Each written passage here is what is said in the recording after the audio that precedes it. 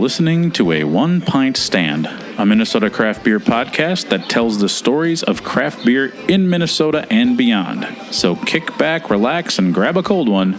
The show starts now. Hello, my name is Dan Bobian, and I write, produce, and host a One Pint Stand.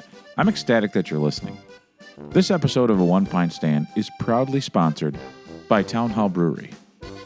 Town Hall Brewery sets the bar for excellence in brew pubs with their award-winning beers, delicious food, and wonderful wine and cocktails. They're the perfect place to sit down with a friend or loved one and create some great memories over conversation as you bask in their cozy brew pub setting. This episode of a One Pint Stand is the recording from my live show that I did back in the summertime at the Minnesota Craft Brewers Guild stage at the Minnesota State Fair. I interviewed Bree Smith, the head brewer at Modist Brewing, about her path to becoming the first black woman head brewer in the great state of Minnesota. As she always does, Bree brings candor, insight, and a lot of fun to the discussion. We had a picture-perfect Saturday back in August for the show, and I would say it was a lot of fun. Now, if you're a Patreon subscriber, you get to hear the Q&A session that we did with the audience, which was a fun mix of conversation topics. So here is the live show recording with Bree Smith at the Great Minnesota Get-Together. Cheers. Of a One Pint Stand. Applause. Here we go. All right. That means a lot to me. That settles my heart just like a mini donut beer, which I already crushed today. Delicious, delicious. I'm your host, Dan Bobian, and today I'm at the Minnesota Craft Brewers Guild Brewed in Minnesota stage. If you could wish and hope for state fair weather, today's the day. The SWAS meter is not even going to get above the 5. I feel that, and I'm not a meteorologist, but I can just feel it in my loins. Is that the swamp-ass meter? Yeah, the swamp-ass meter. Sorry if there's any kids here. Put your headphones, earplugs on now. So this is a One Pint Stand is a local Minnesota craft beer podcast. If you're a podcast person and you don't know about us, available everywhere your podcasts are found. Apple Music, Spotify, all the others. And I try to cover all the fun things happening in craft beer.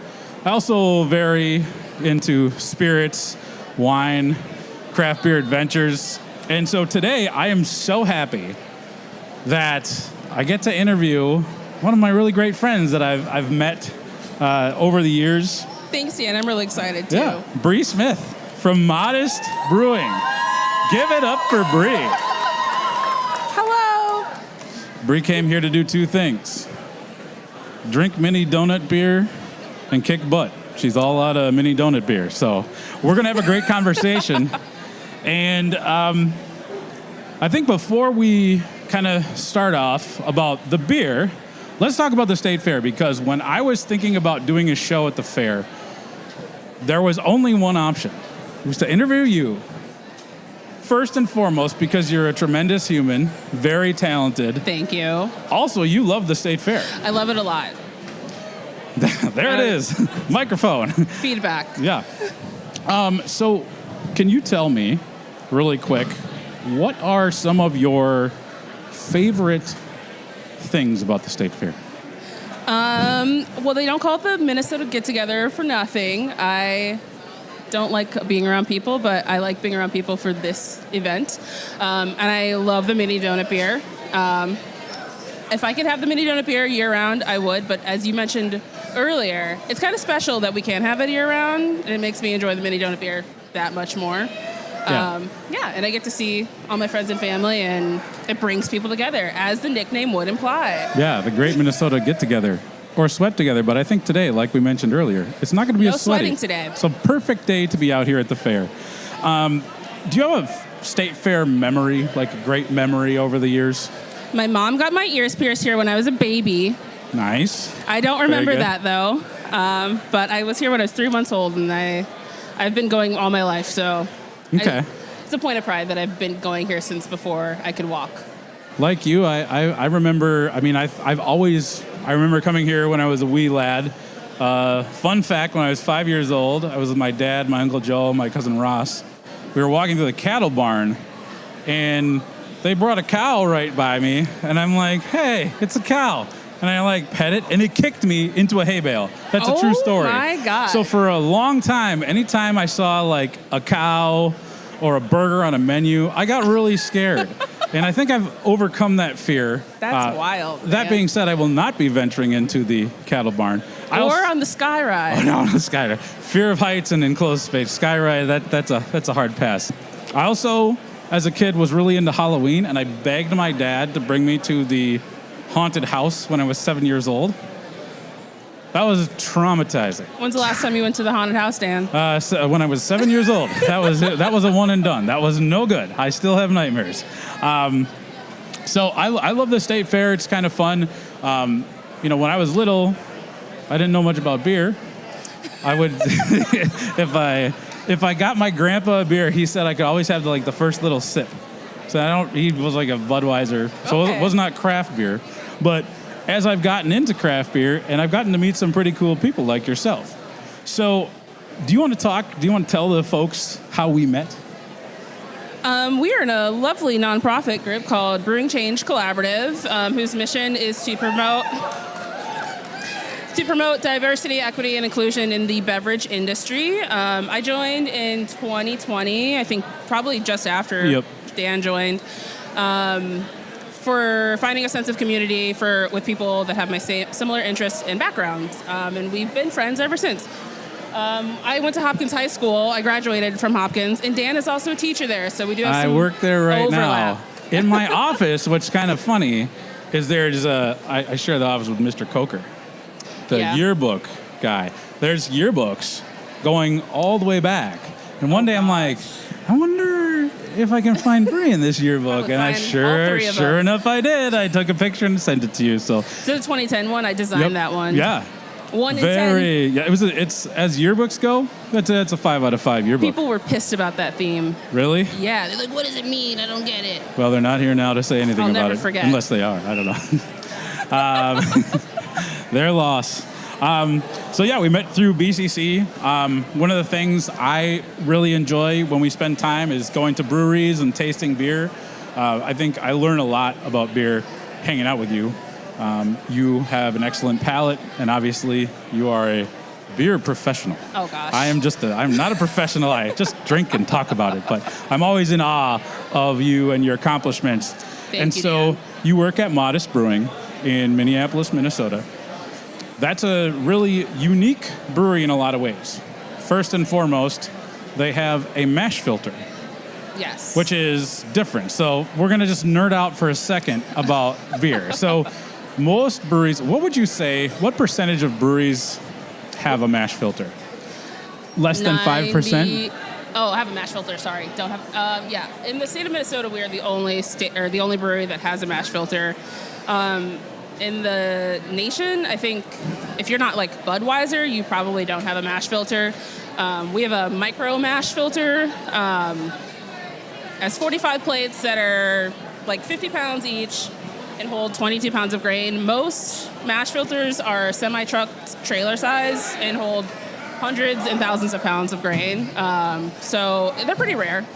They're super efficient, which is why macro or large scale breweries are typically the place that you would find a mash filter. But yeah, as far as I know, we are the only one in the state of Minnesota. Okay. What's interesting about a mash filter is it allows you to brew all sorts of different types of beers with different types of grains. And you, on your flight, I believe, do you have a Modist beer on your flight? I do have my favorite Modist beer, First Call, our coffee lager. Find us in the North Loop. Yes, go there and drink it. It's delicious. That's been a beer since they opened. Yes, that was it like was when one of they our opened. flagship. Yep. One of our flagship beers. It used to have a different name, I think, but I don't know what it was. Anyway, mash filters. So the mash filter replaces the lautering step in the brewing process, which doubles our efficiency, if not more. So we mill our grain into flour instead of just cracking the grain like most breweries do. through milling it into flour, we were able to convert starches 100% as opposed to anything that is under 100%. Yeah. And we speed up our process quite a bit. And we can do things like mill oats or other sticky things like make oat milk or whatever, cold brew coffee if you want. And sometimes, depending on the grain you're using in brewing, it will get really gummy. And if you think about like a big bowl of oatmeal, it gets kind of like congeal. And if you're trying to wash that through, that would be bad. But a mash filter makes that not a problem. Yeah. Also uses like way less water, right? Yes. Yeah. So that's good because, water is important. Now, you didn't always start off as a brewer. No. So do you want to talk about kind of once you were working at Modist, how did you get your foot in the door there, and how did you kind of like move up the chain? Sure. I started at Modist in November 2020, and you guys all might remember a little thing called COVID quarantine. I had just been laid off. Hold on, I have a sound effect for that. Wait, say that again. Hold on. COVID quarantine. Hey-o. So before COVID, I had been a server my whole life, and I got laid off, obviously, because I was guest-facing. So if you can't leave your house, there's nobody to bring food to. So I needed a job, and Modist was hiring a residential delivery driver, which is a position they created for COVID, which is essentially like 4-pack and crowler delivery to people's homes. And then after the second quarantine ended, there wasn't a whole lot of demand for crowler delivery to people's homes. So my position at Modist got eliminated. And instead of being laid off there, I was offered a job on the packaging team full-time. And I was packaging for 5 months before I became a brewer. Okay. And I hated serving, and I'm glad I don't serve anymore. Yeah, that chapter's over. So you get into packaging. What was the biggest, obviously, what does that entail? I was catching cans, as they call it. So I was standing at the end of the... That was the name of my folk band back in high school. Standing at the end of the canning line and just stacking cans on a pallet. We have a pack tech, so I didn't have to put the pack tech cases on the things that hold the beer together. That job sucks. I just had to put them in a case and then put them on a pallet, or filling and washing kegs too. Yeah, pretty straightforward. Okay. When did you make the transition from packaging to the brew house? There became an open position on the brewing team, like I said, 5 minutes after I was on the packaging team. And yeah, I just went for it. Okay. Got promoted. There was a little transition period where I was kind of doing both. But it was pretty after a month, I was doing full-time brewing. Okay. For people who don't know, I think obviously every brewery is different. Can anybody who just wants to learn how to brew just go get a brewing job? You can apply. Some places are more willing to train than others. I got super lucky where I did not have any experience other than packaging at the time that I applied to become a brewer, and I was promoted and taken under someone's wing, Jack, and got trained from the ground up with no experience. A lot of people don't want to take the time to do that. So if you are looking for that pathway, going for packaging first is a good way to maybe work your way up through back of house in the brewery.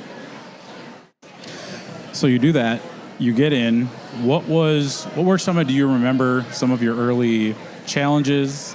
Was it maybe easier than you thought? Was it more difficult?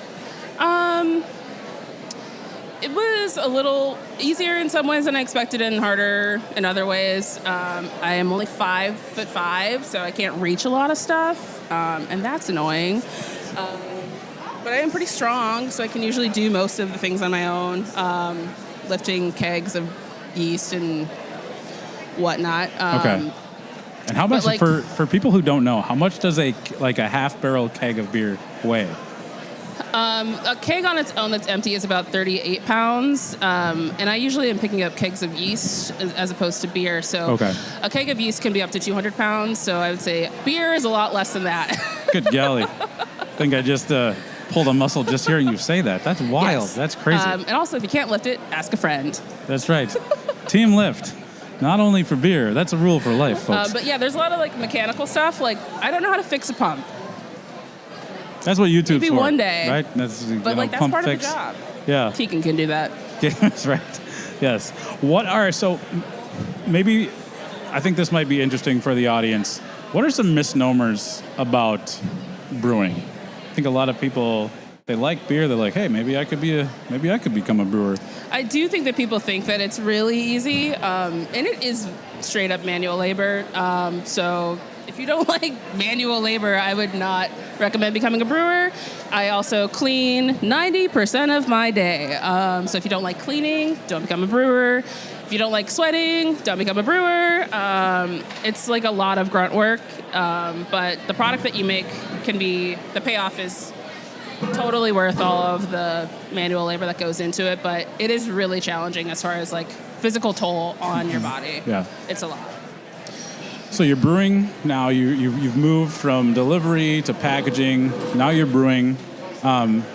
When did you realize that you might want to move up in the brewing? I think different breweries have different like titles for brewers, but there's always kind of a head brewer, or some people call it master brewer at a brewery.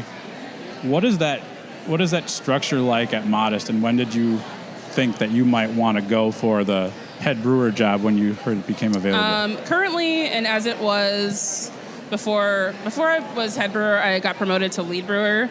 But that position has never existed at Modist before I worked there. It was created for me, so it's not. We don't have a lead brewer anymore now that I'm head brewer. So I was just a regular head brewer, shift brewer, whatever you want to call it, for like 2.5 years before Jack let us know that he was leaving the company. And Jack is now in the lube business. He works for Lube Tech. Yeah. That's interesting. He's a lube guy. He's a lube guy. If you don't have a lube guy, give Jack a call on the horn. But I often find myself moving up the ladder at any job that I've ever had because I like things to be a certain way. Also, I don't know. Raise your hand if you're in the audience. Any company that you've worked for, have they ever created a position for you? That's pretty rare. Okay, I see a couple of hands. Well, that's never happened to me. That may come as a shock, but I think that's pretty cool. Yeah, so I started doing I became like Jack's right-hand man when I became lead brewer, essentially. So I got to know a lot of what his day looked like and like what even more behind the scenes of like what it takes for the brewery to operate in that position. And then at my year review after I became a lead brewer is when Jack told me he was leaving. And then we had a different conversation. He just reached across the table, grabbed his badge, and like, I'll be doing your job now. Thank you very much. I don't know. I've been a supervisor at almost every job that I've ever had. I was thinking about that the other day. I don't know. Just do stuff the right way and effectively. And then you never know where you'll find yourself. Yeah, I think one unique thing I think is that, a lot of places require a certain number of years, or some places require you to go to brewing school. But I think it's important for people to know, especially like if you're listening and you're like, well, I'd like to get into this industry. I'm an intelligent person. I like learning about beer. I'm motivated to learn. There are places that will kind of ignore that, whatever, those gatekeeping things that exist out there. Totally. And I think you're in a really good spot in the fact that they recognized your potential and your intellect. I think it's very cool and says a lot about you. I think so too. It is really cool. I feel very lucky for where I ended up. Okay, so now you're head brewer, okay? What were the biggest differences from being a shift or lead brewer to head brewer? I don't brew anymore. Spoiler alert. I brewed yesterday. For the first time in like a month. But I do a lot of math now, and I hate math. I order stuff, and I type on my computer, and I order stuff. I don't know. You showed me. So we got together about a week ago and had a little production meeting. You showed me the spreadsheet of all the stuff you have to. Now, I'm an English major.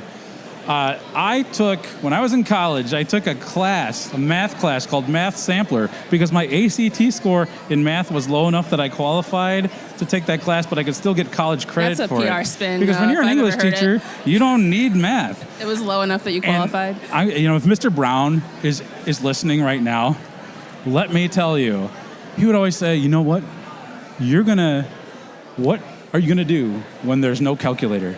Well, Mr. Brown, I got a calculator Joke's on my on phone. you. And so I can navigate this crazy world without polynomials or solving for y, and it's just fine. When you showed me that spreadsheet, I think I peed a little. That was a lot of numbers. That was a lot of craziness. A lot of colors. Yeah. Clashing colors. Do you have to wear special glasses when you open up the spreadsheet? I should get blue blockers. Yeah, That would you probably should. be beneficial. You should.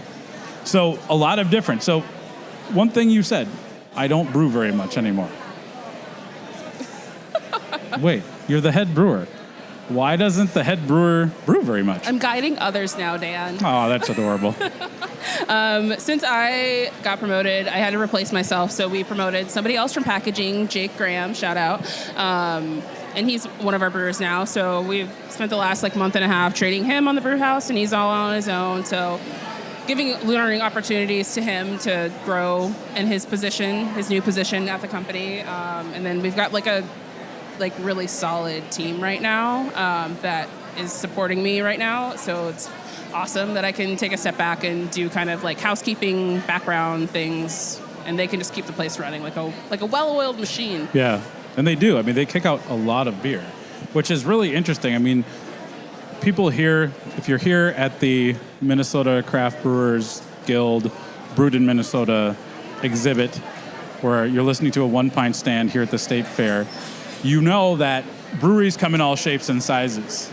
And, if you've been to a brewery and you've been on a brewery tour, there's all sorts of different types of equipment. There's all sorts of different ways to brew and brewing different styles. Modist brews so many different styles. What are some of the Modist beers that you brew, that you teach people to brew, that are kind of challenging? We have it down now, but hazy IPAs are quite a challenging style to brew. I think a lot of people think that it's really easy. You just dump a lot of hops in there and call it a day. It's fine. But you want to make sure that your hops stay in suspension and that your beer doesn't get skunky or gross or anything. So we're brewing DreamYard every week. And it's our biggest beer that we regularly brew. So it's our hazy IPA flagship beer. We brew a lot of DreamYard, and that's what you get. You are either brewing DreamYard or you're brewing Supra as you're learning. Supra is really awesome to brew and really easy because it's the best beer out there. Fact. That is factual statement.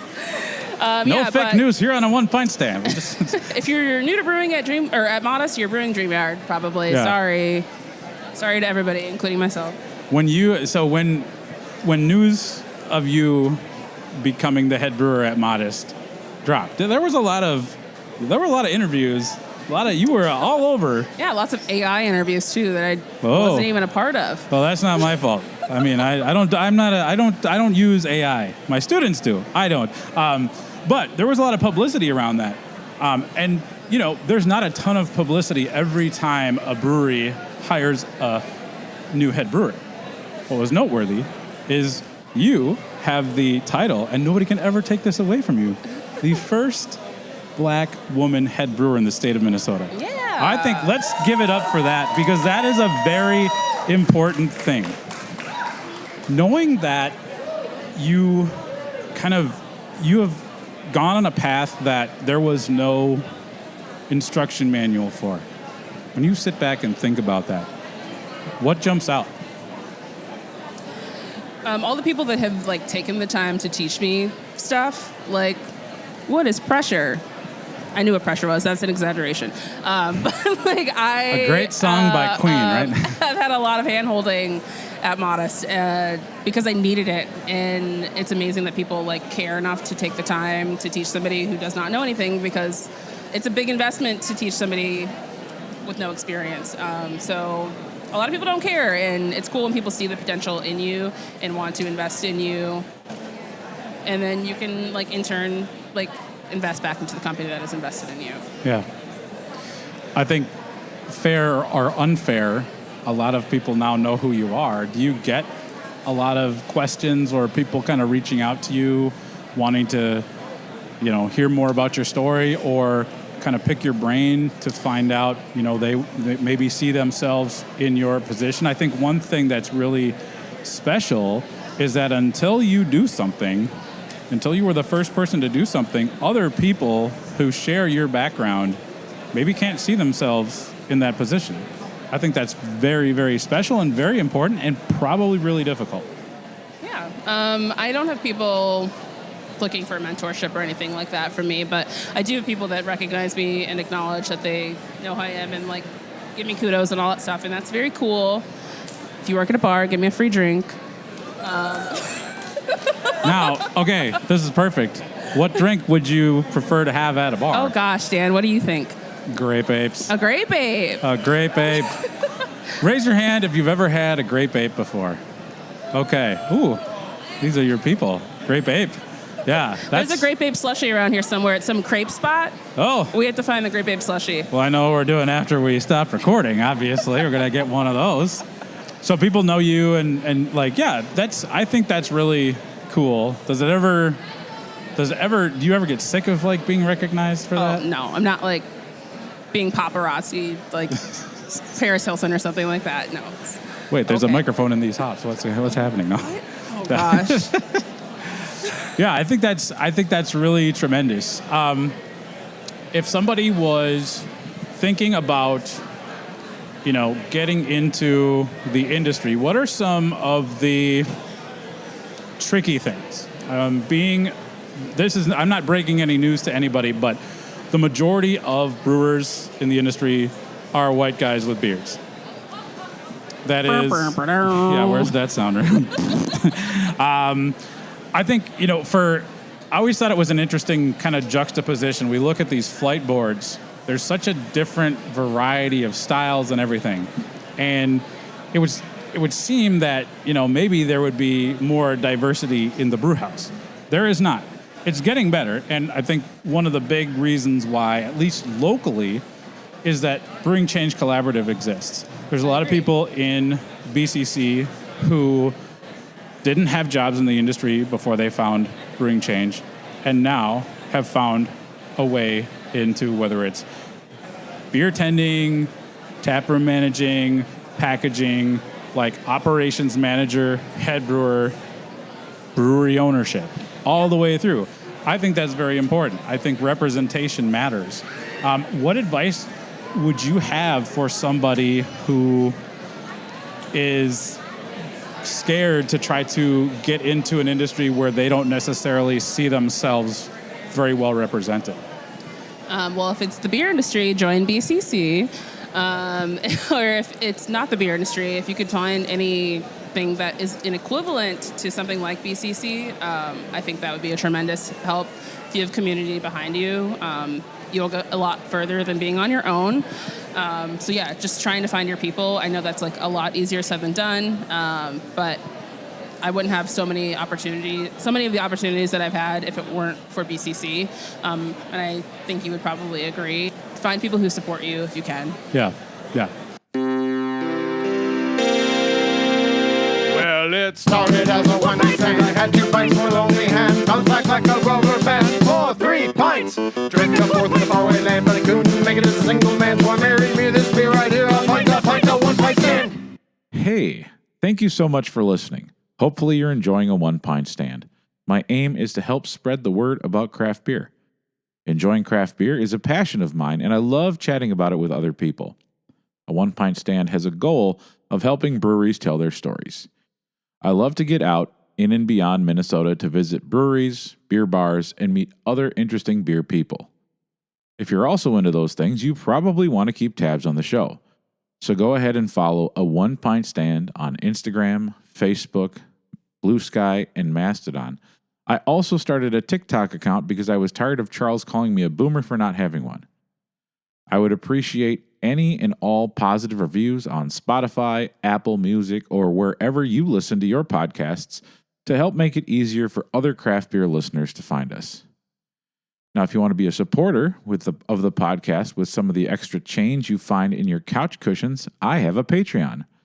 There are 3 different monthly levels of support, and they're priced at $1, $3, or $5 a month. If you pledge at the $3 or $5 monthly level, you get some pretty cool perks. So go to patreon.com and search a One Pint Stand to check it out. We're up to 28 supporters, and I'm just really excited for what that means for the show. If you like reading about craft beer, check out my written work on a onepintstand.com. I love to write, and that's where you can find all the written content covering both the local craft beer happenings as well as my craft beer travels. I truly appreciate you listening and taking time to enjoy our stories. Before we head back to the show, I want to talk about this episode's sponsor, Town Hall Brewery.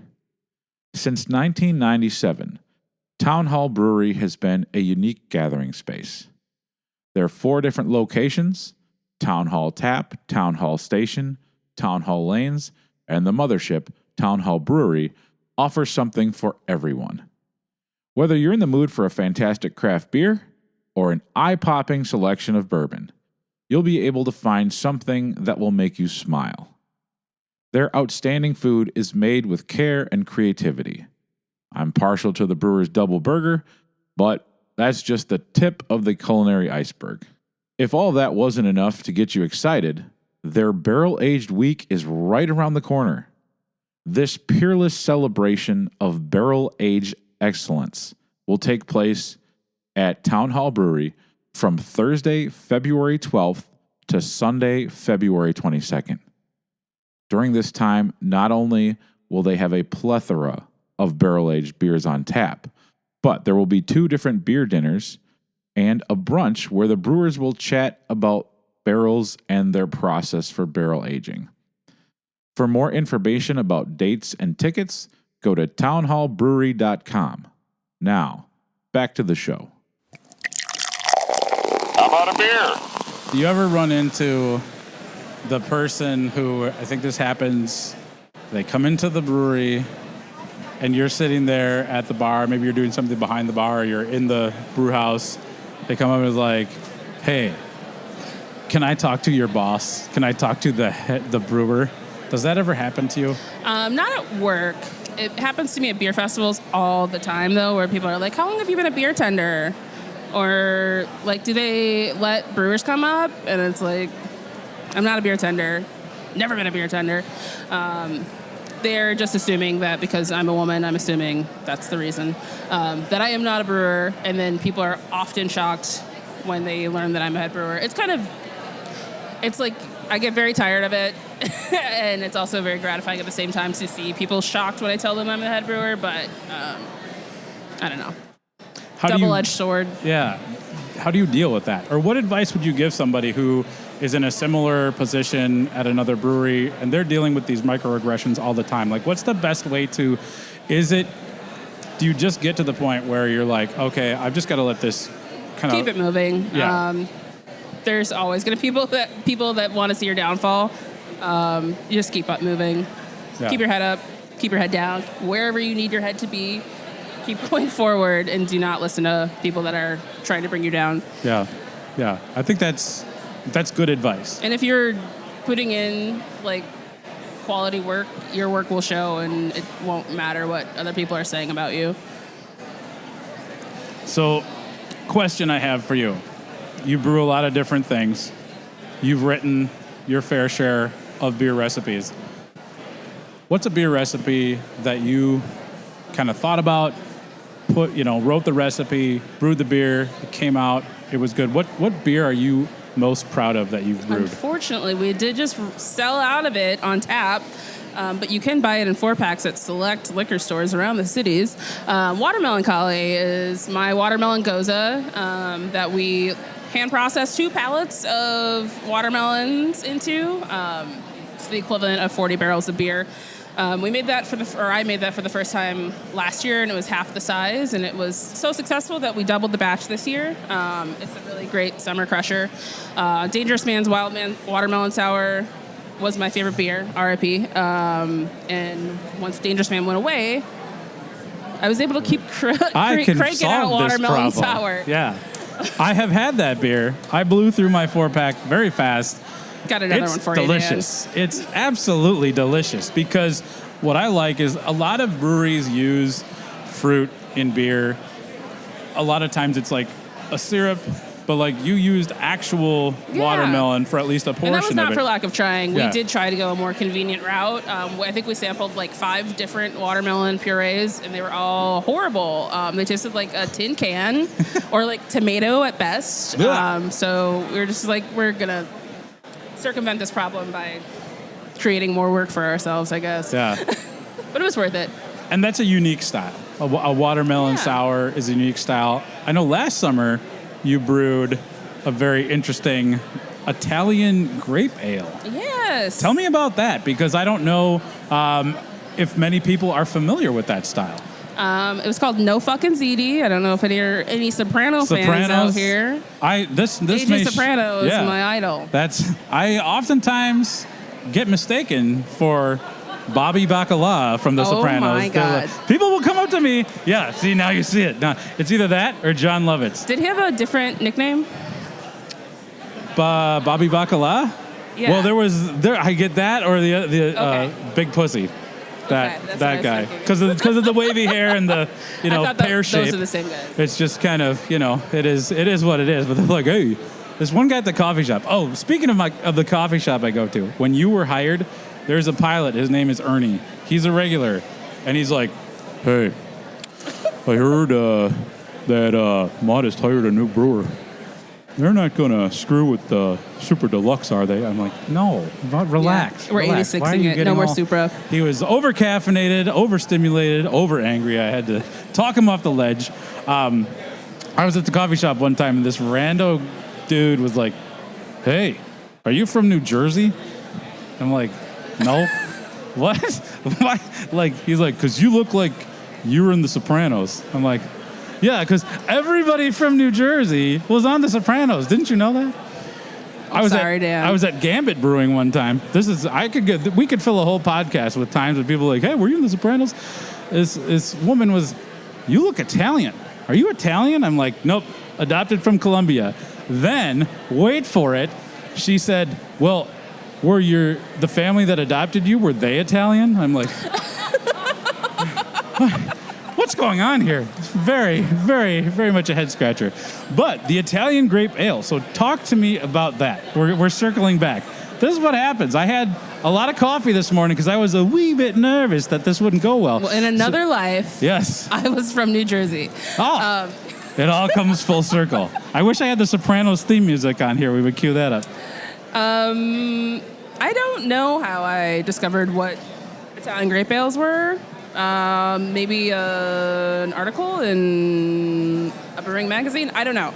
But I found out what that was a style, and I'd never had one, and I couldn't find a place that had made one, so I decided to make my own. It was a Pilsner, essentially, with Nelson Sauvin, which is a very winey hop, or leans into grape characteristics. We also conditioned the beer on Sangiovese grapes, grape must and grape juice. We added that post-fermentation, so it did not ferment the wine, it did not ferment into wine or anything like that. So it was just a nice little touch of grape. It was really good, in my opinion.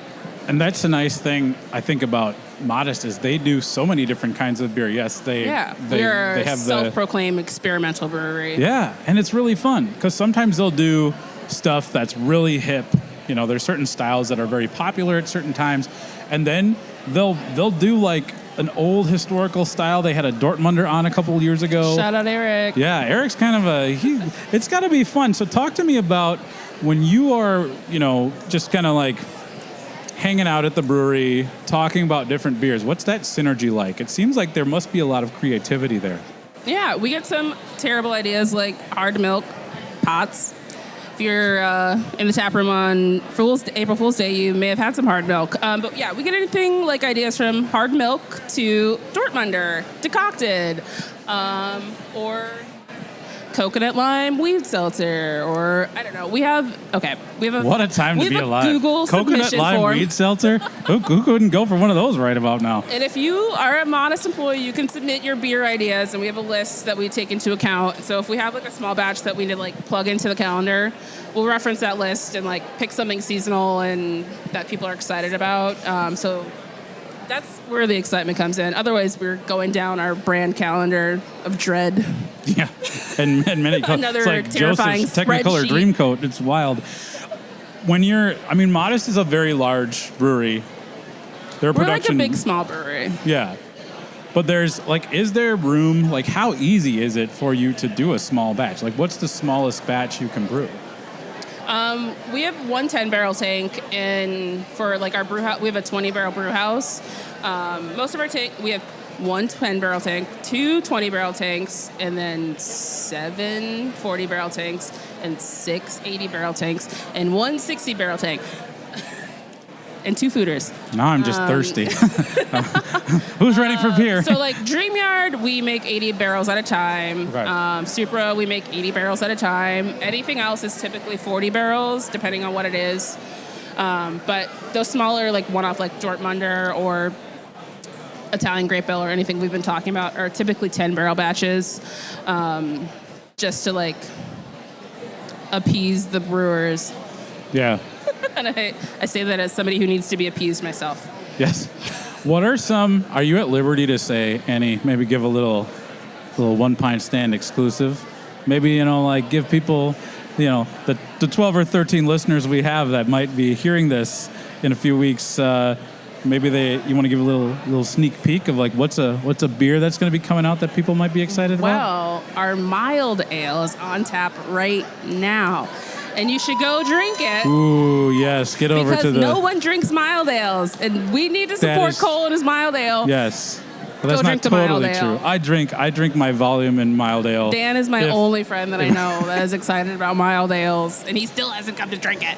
Well, I will get there. Call out. I will get there. We'll get there. Yeah. So that's on exclusive. We are doing a red rice lager. That's an exclusive. Fooder aged. Okay. That'll be coming out Q4. Q4, that's at the end of the year? That's the end of the year, Dan. Okay. Oh, see? Meth sampler, baby. Ashley it's still loves here. Q4. It's still here. Ashley's getting married in Q4. Hey-oh. Is that nice? We're going to Congratulations, smuggle Ashley a and cake? Vince.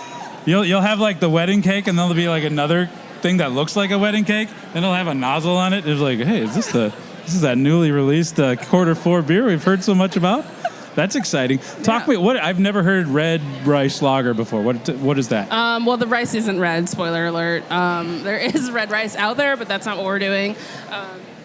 We are putting Crystal Red X in it, which makes it red. I don't know a whole lot about Crystal Red myself, other than it's kind of a controversial grain. I Googled it, and the first result that came up was a Red X conversation, and the subject line was, does anybody actually really like Red X? I don't have a problem with Red X. Okay.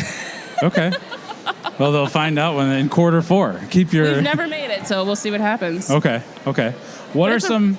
Do you have, like... Now that you're the head brewer, I mean, do you get to just, like, rubber stamp? Like, you come up with an idea for a beer, it's like, oh, I like this beer. Nobody else brews this beer. We're brewing this beer. No. Do you have that authority? Oh, not bummer. quite, no. I definitely have a lot of influence, but no, I'm not a tyrant like that. Thank goodness for that. But also, if we were making everything I wanted to make, there would be no more DreamYard. Yeah, I will never not hate DreamYard. Yeah, well, you gotta. I mean, you have to brew what sells. That's the thing. Okay. Another question I've got is, talk to me about, I know that a lot of breweries do collaborations. I know in the past couple of months, Modist did a collaboration with Elm Creek. They did one with Little Thistle. When you go do a collaboration, what are those days like? Are they fun? Do they feel like sometimes maybe more work? Is it nice to just get into another brewery and see how things are done? Because, like I mentioned earlier, every brewery is kind of different. Yeah.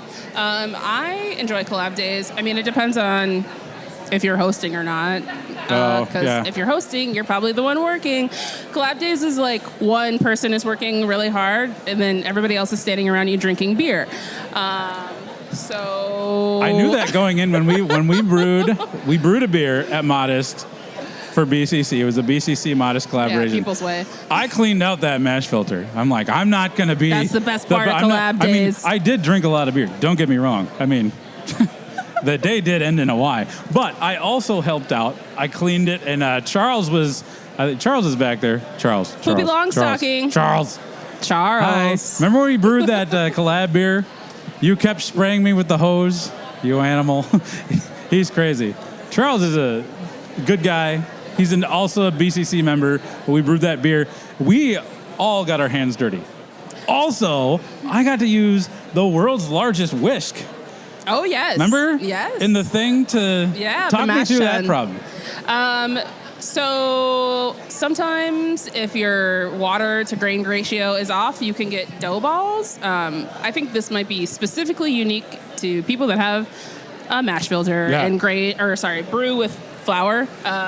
So towards the end of mashing or milling in, if the water is less than the grain, you can get dough balls. And so that was what was happening that day.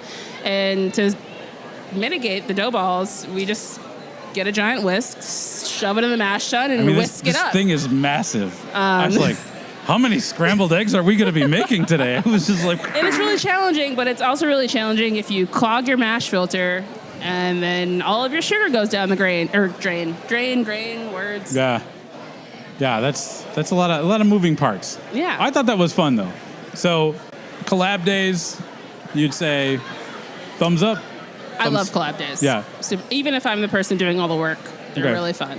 What's been one of your favorite Modist collabs in the last year? It was probably the one that you mentioned, not because you sprayed out the filter or Charles sprayed you or whatever, but that was the first and only Black History Month beer that I've done, People's Way. I had been trying to do an amber lager for a long time, and I finally got to do it, and that recipe was really successful because everybody is hating on amber lagers for some reason, but that beer was good. I drank a lot of that beer. It was so good. The malt character of that beer was so nice. Like the toasted bread quality in that beer that came out. And it was just visually so appealing. Like looked great in a pint glass. Yeah. And then when the pint glass was empty, it looked great when you filled it back up again. So that was a really fun thing. And I guess that's another kind of like a plug for Brewing Change Collaborative, that if you are a person listening or in the audience and you identify as a person of color, come to a meeting, check it out, because you do not have to be in the craft beer industry to be part of BCC. You sure don't. And you can learn a lot. We do all sorts of educational programs.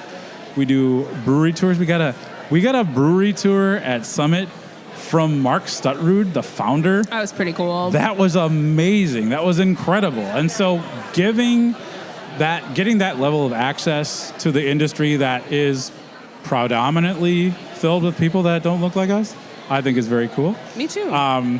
What's some advice that you have for somebody who is like wanting to get into beer or wanting to just kind of like become involved? What are some easy ways you can do that? Work your way up is probably the easiest way if you don't have a friend that works at a brewery. Get a friend that works at a brewery. They'll probably get you a job. But yeah, packaging or even beer tending, bartending, whatever you would like to call it. And expressing interest in beer knowledge is a great way for somebody to see the potential in moving you into back of house. Or at least that's what happened with me.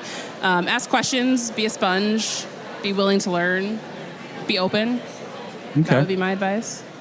All right. Join BCC. Join BCC. That's the takeaway. Last question. This might be very controversial because I like to give a hot take every now and again. If you can only go one place in the Twin Cities to get an expertly made grape ape, where are you going? Grumpy's Northeast. Grumpy's Northeast. Why? Oh, we got some fans in the crowd. What is it about the Grumpy's Northeast? They do not do the traditional recipe. Don't talk to me about Buddy's grape soda. They use grape pucker, which makes it balanced and makes it taste good. Yeah, I don't know. They also get their gradient right. They get the Grape Ape gradient correct. Oh, that's so fun. So this is gonna come as a shock. Oftentimes when we hang out afterwards, sometimes we're just sitting there, and you just like you give a look, and you're like, "You want a Grape Ape?" I'm like, "Oh yeah, Duh. I want." Is the Pope Catholic? Of course, I want a Grape Ape. And from Chicago. And from Chicago now, yeah. Is he a White Sox fan? I don't even know what the White Sox are, Dan. We should do a sports podcast. So you're looking, after the fair, after you get peopled out, you're tired of trying to kind of circumvent the double wide strollers. You're like looking for a Grape Ape. Head on down to Grumpy's in Northeast. They'll set you up. Any parting thoughts? So when we get done with this, what beers at the fair are you excited? I know you came on Thursday. Did you try any beers? I had a lot of apple beers. Okay. There are a lot of apple beers here. We have the Krabby Appleton from Angry Inch on one of the flights, I think has been cycled out at this point. But I had a Honeycrisp Lager from Bad Weather at the Hangar. That's probably my favorite. Okay. And there was a pumpkin spice apple cider. I don't know who made it, though, at Shanghai Henry's. It did not taste like pumpkin spice, but it tasted like a juicy apple cider. Okay. It was really good. Okay. Any new... Now, I know you're a fair expert. When you come to the fair, do you like to try a lot of new foods, or do you kind of stick with like the go-tos? I like to do my go-tos, and then if there's something I'm excited about that's new, I'll go for it, but I'm not a person that needs to try every new food. I've had 2 new foods, the chicken tandoori quesarapa at Holy Land, which was really good, and then the falafel from Baba's. It was a falafel waffle, but mine was undercooked and it was soggy. And I've seen pictures of better ones, and I think I got a bad waffle. Nothing worse than It was all tomato, also. Yeah, no. There's like 3 foods I'll eat at the state fair: Pronto Pup, cheese curds, and Sweet Martha's cookies. I'm not adventurous. I tried a couple years ago. We got bacon on a stick. That was good. Oh, heck yeah. But like, I'm not the target audience for the state fair. I just love to people watch. Yeah, people watching is great here. Like, I was in the gate 2 minutes, and I saw some dude who had a leather top hat on and looked like Laszlo Cravensworth from What We Do in the Shadows. I'm like, this is going to be a great day. If this is happening already, we're not even in the door. And we saw some guy who was dressed as... I don't know what that outfit was, but a genie. I mean, yeah, he was like Genie. I'm like, are they doing a reboot of I Dream of Genie? That'd be kind of cool. I remember watching that show when I was like sick as a kid at home. So yeah, this has been a lot of fun. So if you have never been to Modist Brewing, get there. If you have never heard of Brewing Change Collaborative, check out the Instagram. Especially if you are a person who identifies as a person of color. There's a lot of really interesting activities. We have a monthly meeting that happens at different places around the state, around the city. And if you are a craft beer podcast person, consider giving a One Pint Stand a little like and subscribe. And this has been a really fun time. And thank you all. I want to give a shout out to the Minnesota Craft Brewers Guild for providing this type of venue to have people. There's great programming all week, every day at 1 p.m. that's going to be happening on this stage. And I think it's really a fun way to celebrate the Minnesota craft beer scene. And you can try beers from over 85 different Minnesota breweries. Yes. So get a flight. Yeah, and the flights are great. They've got crisp and clean Minnesota mix. In the other room, they've got dark malty, and hoppy, fruity. And then this is the first year that they have done award-winning beers. Minnesota has kind of their own. The Brewers Guild puts on their Brewers Cup beer competition. Yeah. And they've got flights that feature a lot of those award-winning beers. So including Modist StreamYard. Modist StreamYard. For best specialty hazy IPA. They've got some Northbound beer. They've got some Boom Island beer. They've got all types of... They've got some pumpkin ales. They've got some pumpkin ale. And that's all. We could do a whole podcast on the polarizing pumpkin beer phenomenon that really peaked in 2016. show. I remember that year I had 39 different pumpkin beers. That's And I didn't turn wild. into a pumpkin. So do that math. Yeah. Well, thank you. This has been a live episode of a One Pint Stand here at the Minnesota State Fair. Thank you to the Minnesota Craft Brewers Guild. And thank you to you all for coming out to listen to this. And cheers to Bree Smith, And thank you, the Dan. head brewer at Modist Brewing. This has been another episode of a One Pint Stand. Cheers. I was elated to be a part of the Minnesota Craft Brewers Guild's programming for their Brewed in Minnesota exhibit at the Minnesota State Fair. I want to thank Bree for joining me and making the event absolutely wonderful. Bree's perspective on the craft beer industry is incredibly valuable, and I hope you enjoyed hearing it as much as I did. Now, I want to give a special thank you to Brad Ashton, Marcus Dodson, Chuck Dorsey, Vicky Epper, Daniel Fisher, Todd Fitzloff, Laura Fleischfresser, Dave Giefer, Matt Holton, Cable Lefto, Dave Long, Ben Michaels, Brent Newman, Bree Smith, Jesse Storms, Sarah Cry, Cal Vandehoof, and Brian Wu for being Kegstander level supporters of the One Pint Stand Patreon. You've all shown incredible generosity, and I'm grateful for it. Cheers to you all. As Patreon supporters, I hope you enjoyed listening to the Q&A from the audience. It was like a nice mishmash of different topics, some of which we hadn't really covered in the interview, so that was fun, and I want to thank folks for showing up to watch the show and ask the questions. That was really helpful. I want to thank the band Quirky for creating a nice little jingle for this podcast. I just love how it turned out, and it adds such a great touch to the show. Thank you so much. Now, before I sign off, once again, I want to thank Town Hall Brewery for sponsoring this episode. Whether you are a frequent visitor to their brew pubs or have yet to darken their doorstep, you should stop in for a drink and a bite while you relax in a Minnesota craft beer institution. When you stop in, tell them a One Pint Stand sent you.